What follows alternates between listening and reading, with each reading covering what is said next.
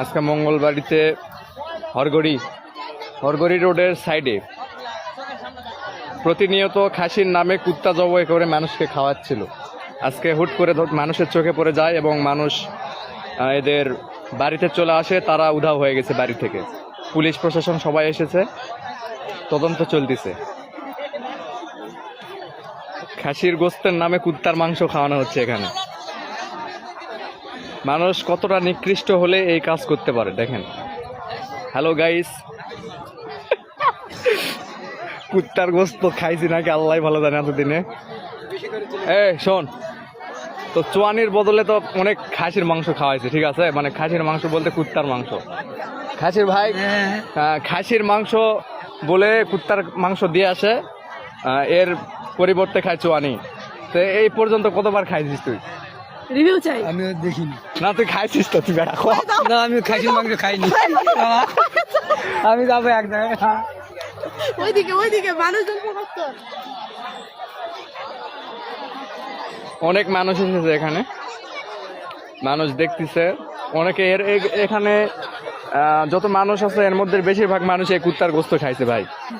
খাসির গোস্তের পরিবর্তে খাসির গোস্তের নামে কুত্তার গোস্ত খাওয়ানো হয়েছে মানুষদেরকে। মানুষ অনেক ক্ষিপ্ত, যারা খাওয়াইছে তাদের পেলে হয়তো খুব পিটাবে, কিন্তু তারা বাড়ি থেকে পালাইছে। দেখেন পুলিশ প্রশাসন সবাই এসেছে। রোদ লাগছে, বুঝতে পারবে না মানুষ।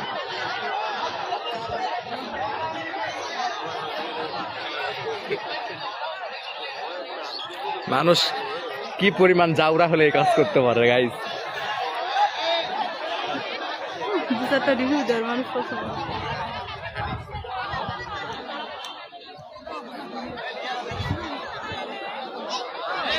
রকি ভাই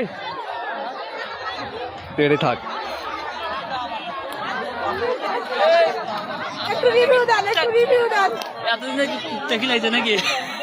একটু মানে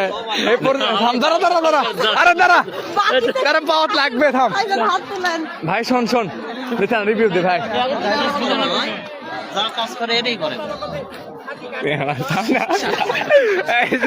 খুব খাসির গোস্ত খাইছে, খাসির কুত্তার গোস্ত।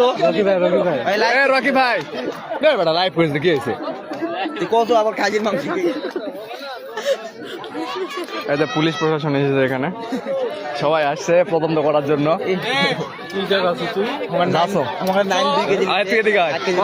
খুব খাসির গোস্ত খাইছে, এদিকে